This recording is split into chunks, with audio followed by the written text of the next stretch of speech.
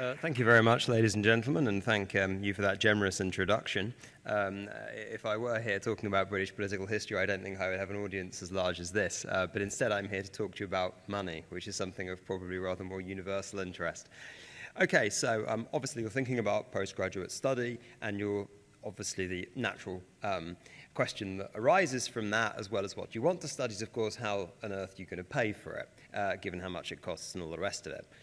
In this talk, I'm principally going to be talking to you about what I characterize as alternative sources of postgraduate funding, alternative approaches. I will say a little bit about mainstream sources of funding as well, but primarily this will be about alternative approaches. Mainstream sources are a lot more to find out, easy to find out about, and there's lots of very good information available through universities such as King's. Have a look on the website and you'll find out a great deal more. By means of introduction, this publication obviously is a book. It's also a website as well. There are some CD copies that are available by the table at the door of the book version of the alternative guide, and also some little flyers there which tell you how you as King's students can go on and create an account for free on the alternative guide to postgraduate funding online. The book version and the website version essentially have the same information, but some of the aspects of the website version are searchable. So we've been very generous and given you the opportunity to enjoy the guide for free in both its different forms. Of course, the reason why I suppose I'm giving this talk now is because, as was said, I funded actually my whole PhD through these kind of alternative approaches. I wasn't successful at getting mainstream funding, in my case through the Arts and Humanities Research Council or any other university scholarships, but I was very successful with getting a large number of different awards from these alternative sources, principally charities, trusts and foundations, which I shall explain to you about during the course of this talk. Essentially then, there are really, I suppose, these two kinds of funding that I'm outlining. Plan A and Plan B. Now, Plan A is to get a public scholarship, or a scholarship from a university, or a scholarship from a research council, and I'll say a little bit more about research councils in one moment. This is essentially to fund your PhD or master's. This would give you a very, very large contribution towards your fees, or indeed all of your fees, and a stipend per month of probably around, with London weighting, maybe £1,100, something like that, actually maybe £1,200. Obviously, this is great if you can get it. In theory, this means that you won't have to pay any fees, and you will have more than enough to be able to live off on a monthly basis, and with some PhDs also a small research budget along the side as well. So this is the real kind of gold standard thing here. There are many opportunities that are available of this kind at King's College London.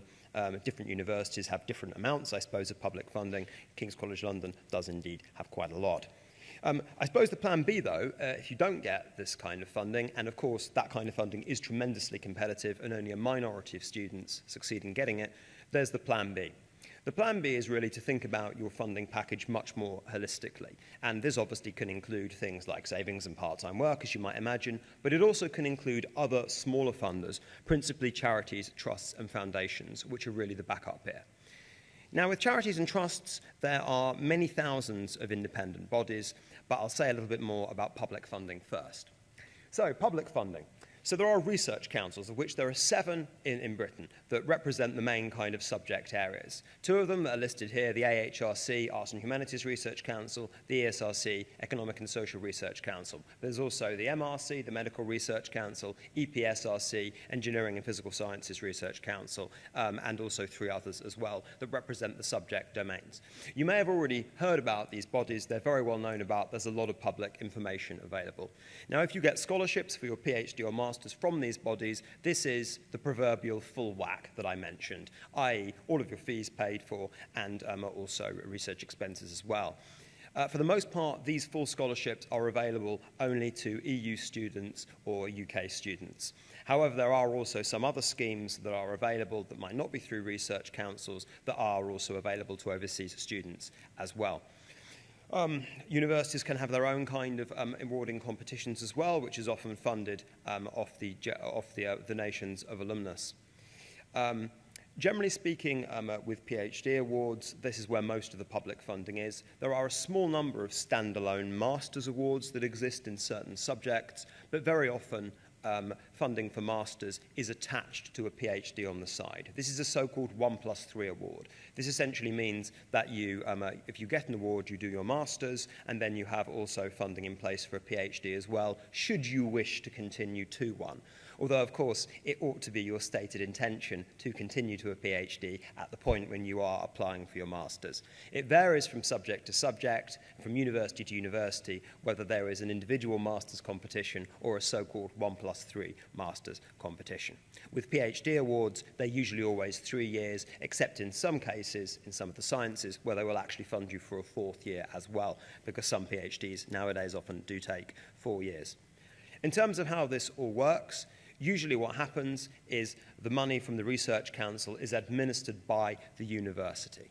So essentially you decide the topic in consultation with your supervisor, PhD level, your prospective supervisor, and as part of a departmental award, they go into a departmental competition or a school-based competition, and funding can be achieved for those projects. There are also many pre-funded projects which are available to supervisors. For example, in the sciences, a supervisor might have a large grant to do something, and they will also have some PhD students there attached on the side, and then also some master's students as well. So in that case, you would effectively be applying for a PhD or a master's, which was in an area which was predefined, which existed within the remits of the project that that supervisor had, rather than getting to decide the topic yourself. In the arts and humanities and social sciences, however, it's much more a question of you deciding what your topic is, then approaching a supervisor, developing it, and then applying to the university to see whether you can get one of these prestigious public funding awards. As I said, often these are hugely competitive. But the best piece of advice that really can be given, I think, is 2 things. Number 1, find out about them. And I think the best sources of information are obviously university website and the internet, but also departmental administrators at university departments who really know about the specifics of how these competitions work on a university by university and department by department basis.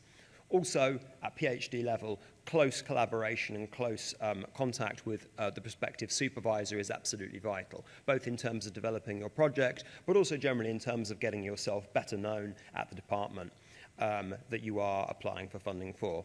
Obviously, if you have a prior existing relationship with an academic, that will almost certainly obviously work in your favor, because it can allow you to develop ideas rather than obviously just coming in completely cold.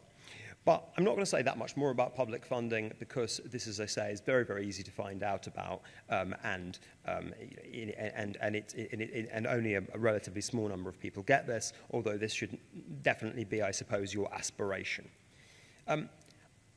There are also, I suppose, a few other sources of funding that are outside of the alternative funding sector. There is a new postgraduate loans competition that was actually announced a few months ago by the Chancellor. No one knows very much about this yet, because the details still haven't been fleshed out, but it's quite possible that by the time you come to apply for postgraduate study, there will be a postgraduate loan system in place, whereby you will be able to take out £10,000 for a master's course, and then actually, as per a recent announcement in the last budget, actually for PhDs as well, £10,000 a year. Although the actual nature of what that competition will look like and what the interest repayments will be like isn't known at the moment, but it's definitely something to look out for, and it is an exciting development which obviously will help fund postgraduate study for people who don't get this Research Council scholarship, which is obviously a grant. There are also career development loans as well. These are up to £10,000 in vocational master's subjects for the most part. And then also, obviously, there are internal university funds, and there's a URL right there, pretty easy to find out about, the KCL Postgraduate Funding Database, which obviously lists opportunities that are available at KCL in addition to the Research Councils and public scholarships. However, what I'm going to talk about, though, for the rest of my talk is these so-called alternative funding sources. Now, these are primarily from charities and trusts, which is set up and sustained by private individuals for all manner of philanthropic purposes. Now, charities and trusts are often very, very varied in what they support. There are some charities and trusts which are very academic and are interested in funding academic study. For example, the Wellcome Trust or the British Heart Foundation, the Institute for Cancer Research. Some of them actually do full PhDs. However, the vast majority of charities and trusts are actually very small bodies, maybe just run by some volunteers, maybe a few people at weekends in a farmhouse, for example, who are giving up their free time to run this charity. And many of these charities and trusts actually have never funded postgraduate study before, or undergraduate study before, indeed. And increasingly, I think, students are beginning to wake up to the possibility that these charities and trusts might actually fund them for their postgraduate study as well. And really, the Alternative Guide to Postgraduate Funding in this talk is really all about how you can access those charities and trusts. Now, there are tens of thousands of them, and many of them have very, very varied priorities and eligibility criteria. Some of them are not especially academic. Some of them, for example, might not actually mind that much about the intricacies of what you're studying. They're more interested in a general idea of whether your studies will make you a better person and also maybe ultimately the world a better place. So this might be, whether, for example, in your research, you might be developing some kind of new drug which is going to save people's lives. Or maybe you're researching some kind of overlooked historical area, maybe, which you can see some kind of public application for, like maybe making a museum exhibition or something like this. And also, of course, the development as you as a researcher or indeed as somebody who is gaining skills to make them more employable. Obviously, one of the benefits of postgraduate study that you may have heard about today is obviously it makes you more employable, it does increase your sort of salary prospects, and can make you obviously a part of the workforce which is in greater demand. In academic research, of course, it enables you, a PhD, to become a lecturer, to go into academia, to teach other people. So all of these are benefits as well that charities and trusts will be interested in. So some examples of charities and trusts. So a general one to start with is the Richard Stapley Educational Trust. This is for students who are of 24 years of age and over. I think it's up to £1,000 a year and pretty much any subject area. Getting stranger still is the Vegetarian Charity. This is a charity for vegetarian and vegan students. And this will also support people up to the tune of £1,000 a year. The Lever Home Trades Charities Trust. This is dependent upon what your parents did for a living or your grandparents did for a living. So if you are descended from grocers, pharmacists, or travelling salespeople, the Lever Home Trades Charities Trust is worth up to £5,000 a year. They also actually, incidentally, have an undergraduate bursary competition as well, and if any of you are going into, say, third year of your undergraduate course, there is an undergraduate award from these guys worth £3,000 as well. I actually got funding from this charity based on the fact that my father used to sell biscuits in Grimsby in the 1970s. And so you would never have thought, and my father would never have thought, as he pushed the McVitie's wagon up the hill with the Jamaica ginger cake in it and all the rest of it, that this would have been paying for his son's postgraduate study rather sometime later.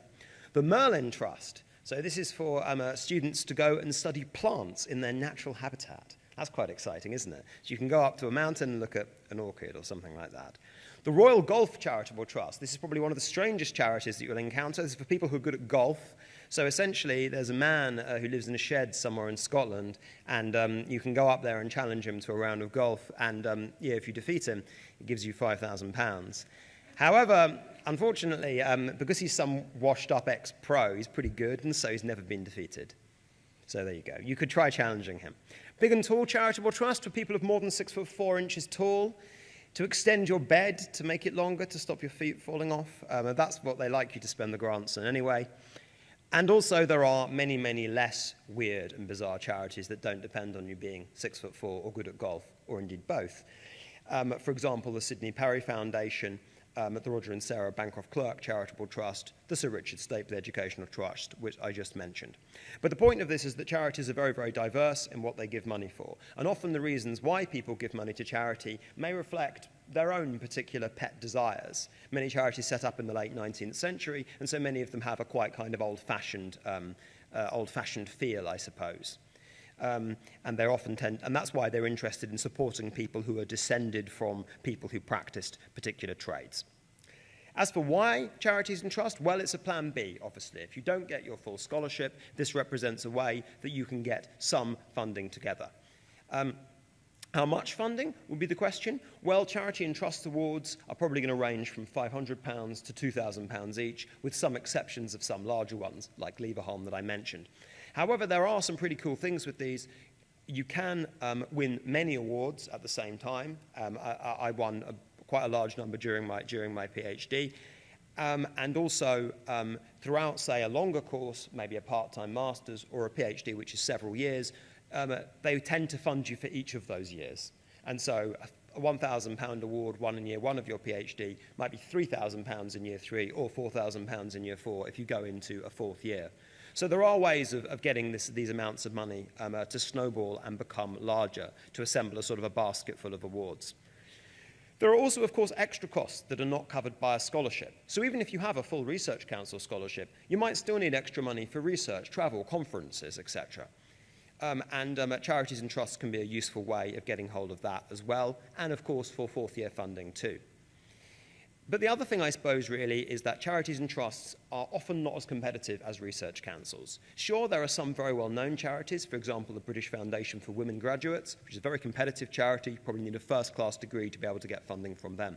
But with many of these other charities, actually finding them is actually the difficult thing.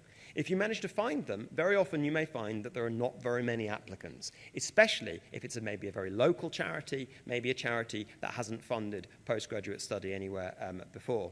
Very often people find charities based actually on things like their local connections. For example, if you, live in a small town or a village, asking someone at the church hall or somebody at the library if they know anything about local charities. Very often there are bodies that exist there, and sometimes they do actually end up funding students, and indeed even postgraduate students. But generally speaking, though, and I've said some of these things already, the voluntary sector are not like research councils. As I say, they are usually very informal, and they don't mind that much about what you are studying a lot of the time. Some of them are big, some of them are small. Furthermore, also, I think the fact that their eligibility criteria is often quite varied. It matters a lot, not just what you're studying, but also who you are, where you're from, aspects of your background, aspects of your biography. And so consequently, your list of funders or potential funders will probably be quite different from somebody else's. They're also very flexible as well, which is quite nice. Sometimes there are multiple deadlines a year for charities and trusts. Now, this also means that you can apply in advance of your course starting, no more than a year in advance, though, and you can also apply during your course. I was successful in getting funding from charities and trusts before my course, and indeed during it, and indeed throughout it.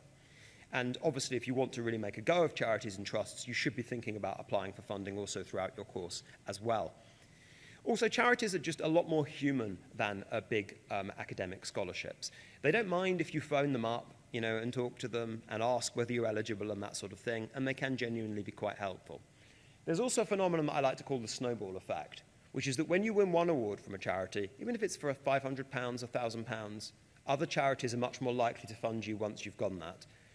Other charities don't like being the only funder of something. They like working with other bodies as part of a sort of more holistic funding picture. Of course, sometimes there can be a bit of a chicken and egg situation here, because obviously if you start with nothing, it can be quite difficult to get your first award. Sometimes it can be worth actually applying to one of the small pots of money that is available maybe at King's, like, for example, a conference scholarship that might exist from the graduate school. And if you can get one of those small university awards, then you can maybe also use that to get charities and trusts as well. But nonetheless, there are still many ways of getting the ball rolling as well, even if you aren't successful in getting any money from your university. Right, let's talk a little bit about finding charities and trusts now, because as I say, one of the real challenges with this is finding them. The thing is to have a look around, mostly using the internet, but also a number of other things too. When you see a charity on the internet, do bear in mind that you won't get comprehensive information about whether you're eligible for it. Many charities don't necessarily have websites, and even if they do have entries on general database websites, there's usually not much data available. Plus, charities sometimes change their eligibility criteria, and also they simply stop giving out money at certain times, and you're not going to know that unless you actually sort of write to them. But the thing is that when you see a body and the description is quite vague, you might want to just put it down on your list of potentials. Then you can send them an email or a letter later, and the worst they can say is no. In terms of where to look online, obviously having a look at university funding pages. A university like King's College London already has a postgraduate funding database, which you can find linked to on the King's main postgraduate funding pages. You can also have a look in the Alternative Guide to Postgraduate Funding. Now, there's a static list of 500 charities, which is on that CD version, or the book, which has the book version of the guide on it. But also, on the Alternative Guide to Postgraduate Funding online, the URL is there on the screen. It's also on those flyers at the front, where you can just create an account with your kcl.ac.uk email address. You'll find a searchable database of around 800 charities that you can have a look at. And this ought to get you a very, very long way in hunting for funding. You will also find some other useful websites around: postgraduate studentships, scholarship search, uni grants, research professional, the British Council, and also some charity search engines too. There's one particularly useful charity search engine called Turn to Us, which probably has more of a sort of an emphasis on looking for maintenance and fee awards. You can also look in the local library as well. Have a look in the Educational Grants Directory, the Grants Register, the Directory of Grants Making Trusts. I mean your local library when I say this, not so much a university library, although KCL Careers Service has at least a couple of these books available as well. Some charities that aren't available anywhere on the internet are in some of these books. It's easy to overlook these old-fashioned mechanisms of looking, but actually sometimes you'll find that the ones in the book actually have a lot less applicants than the ones that are available on the internet, and that's obviously ultimately good for you if you come to apply to them. You can also ask for advice too. Essentially, you could ask even your local council. Now, it would really be a question of either ringing up or emailing the education division and saying, I'm interested in charitable grants to fund postgraduate study. Do you have anything available, or do you know about anything? Local councils know a lot about things that are available in the local area, like phone up Barnet Council or phone up Barking and Dagenham Council. Sometimes also councils effectively control charities as well. When local charities cease to operate, maybe the trustees move on or they retire or they die or whatever, the grant-making powers of local charities are sometimes absorbed by a local council. So local councils actually sometimes run a number of charities. So that's why they can be sensible to ask. You can also ask local parish councils as well. This is, I know, I appreciate, very, very obscure, but around a third of postcodes in England and Wales have a parish council. Sometimes they have money they're prepared to give away. To find out about parish councils, just ask the General Inquiries team at your local council. If number one, you have a parish council, give them your postcode, and number two, whether they have any contact details. You can also initially approach charities. After you've got, say, a list, you've looked in the, on the internet, you've looked at books in the library, you've asked for advice, etc., you should have a list of potential charities now. It might be a quite long list. You might have 50 potential charities indeed. Now you have to poke them with essentially a short letter, email, or phone call. What this initial letter of inquiry should look like, you can see it either in the Alternative Guide to Postgraduate Funding, it's on both the book and the website. It should really just be a very, very short letter, which should say that you have a place to do, make sure you apply after you've got a place, incidentally, to do a master's course or a PhD at King's College London, and that you have a deficit in your funding package for it, and you are looking to raise money. You might want to say that that money will be used to pay for your tuition fees or maybe for your maintenance. And you should send these emails out or these letters out and really await results. These letters are not the place to make long, complicated arguments about why your research is awesome or about why your program is going to make you much more employable. You can save that for your main application. These should be short, professional, business-like. Send out the emails, send out the letters. Obviously, if the charity has an email address, use that. If not, it's going to be a letter in the post, which you should attach a stamped self-addressed envelope to, which is just an envelope with your name and address on and enough postage to pay for 6 to 8 pieces of A4 paper. That's important because a lot of charities won't actually reply to you unless you put the stamped self-addressed envelope in. They can be very, very petulant about that. They like to have the stamped self-addressed envelope. So send them all out. At this point, you're going to get lots of disappointment, unfortunately. A lot of charities will just ignore you, unfortunately. And of the charities that do reply to you, a lot of your letters will come back saying no. Examples of saying no might be that they whip out some piece of eligibility criteria that wasn't on the website or wasn't in the book, or the database that you looked at. For example, they might say, well, actually, we only fund people from Guernsey or something like that. And you thought, okay. Or they may simply say something like, actually, we don't fund individuals, we only fund organizations. That's a quite common reason. Or they may simply say, we don't have any money at the moment, sorry, come back later. That's also quite common. So you have to make sure that the charity is actually prepared for you to apply at this time. However, some positive responses will come through from this, and you will get some charities which say, okay, yep, here's the application form, this is the deadline, go ahead and apply. Once you've put the charities you've found through that filtering process, the ones that come out the other end, you have a much, much higher chance of getting funding from those. Many students who apply to charities don't do it like this. They just simply write letters to a large number of charities they see without getting the charities to invite them to apply. Very, very crucial intermediary step, which is often missed. In terms of the application forms themselves, charity application forms are usually very simple, usually only a couple of pages long. There's no monster applications like there are for formal scholarships or indeed academic jobs. In terms of how you should approach this, the main thing is a personal statement or a cover letter, which is about 500 to 800 words, and this is really where you make your case for funding. Now, a few things that are important here and that differentiate this kind of application from an application you would make for a research council scholarship. Decide what the body's priority is. Is it an academic charity? If so, by all means, talk about your research. Is it interested in the fact that your father sold biscuits in Grimsby in the 1970s? If so, talk about selling biscuits in Grimsby in the 1970s. If it's interested in the betterment of your research or the skills that you're acquiring to society, talk a little bit about that. A couple of lines at the beginning should be about what you want to aim for, because of course you want to be able to reuse most of your application when you apply to other bodies as well. The crucial thing here is if you're doing research in particular, doing a PhD, pluck it down from the academic stratosphere, make it easy to understand to society, and try and make it seem beneficial as well. Now, this isn't the place to talk about your post-structuralist reinterpretation of the Hegelian dialectic or whatever it is that you are interested in studying at PhD level. Try and make it, explain it as though you're talking to, I suppose, an intelligent member of the general public, who is the kind of person who will be looking at your application. Now, of course, with benefit to society, that's easier for some people than others. So obviously, if you're a scientist and you're studying some disease, you can just say, yeah, man, I'm saving lives. And that's the end of the argument, really. That's clearly very, very beneficial. If you're a historian like me, the best you can probably do is make it sound interesting. So, for example, my PhD, which is about 19th and 20th century elections at King's College London, about election speeches, the way I tried to make that sound interesting was to say, oh, well, we're very interested in how politicians use language to convince people to vote for them, whether it's Tony Blair or Barack Obama or David Cameron or something, i.e. spin, and my PhD is about how did spin begin.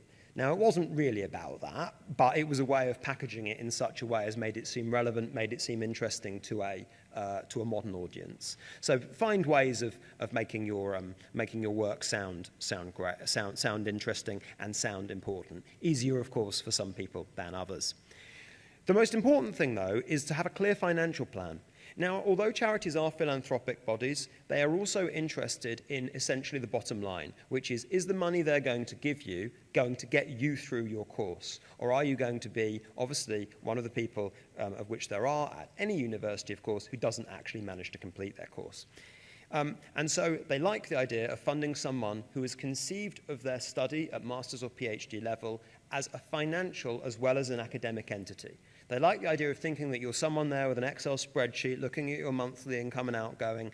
And so if you give the impression of having a clear financial plan, then it will give the charity a great deal more confidence that the money they give you isn't going to be wasted. Also, have a clear vocational aim. The charity wants to know why you're doing this postgraduate study. A perception sometimes exists in society, which is, of course, now wholly wrong, that postgraduate study is an indulgence, which, of course, it's not. And they want to be confident that you are doing this for a good reason, that it's going to make you more employable, that it's going to lead to you becoming a researcher because obviously you need to have a PhD to become a lecturer. I'm obviously a very simple argument. All of us know that, but do people in general society know that? Not necessarily. So seem very focused, seem very clear. In terms of these financial statements, well, I don't have enough time to go through all of it, but what should it look like? It should have two parts, essentially. The first part is really there to show the charity what other charities you have applied for.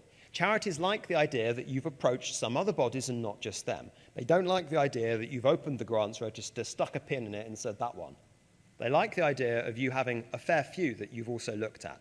This gives the charity the confidence that they are part of a bigger plan rather than just the recipient of just an ad hoc plea for help. Now, obviously, if you win an award from another charity, then again, so much the better. That makes you seem even stronger. But if you haven't got one yet, at least show that you are trying to get others. In terms of your financial, the main financial statement, which is the pink box, it's going to be a tabulation of your expenses and income. So what should your expenses be? Well, they're going to be your course fees. Of course, that's going to vary a great deal according to what program you're doing, whether you're an international student or a home student. Of course, there will be a lot of differences there. Then there's going to be rent and then a bunch of other miscellaneous costs. London's expensive, obviously you know that, and so what you put down for that will probably be a bit higher than other people elsewhere would. But certainly living expenses of the equivalent of a research council stipend, which would be something like £1,100, £1,200 a month for a single person living in London with no kids, is by no means, maybe a sensible guideline to budget for. You may then have income as well. Where could income be from? Well, it could be from part-time work, it could be through savings, it could be from other charities and trusts, it could also be through loans as well. Obviously, if you get one of these postgraduate loans that's coming in and you've got, obviously £10,000 there of loans, a couple of £1,000s of something else, you might only have a couple of £1,000 deficit that you need to make up. You're then obviously going to have a shortfall of a certain amount of money. Some charities, this person's got £6,000 shortfall for a year. Some charities and trusts will want to know if their maximum award is £2,000, what your plan is for getting the other £4,000. And that's why, obviously, that table there is important.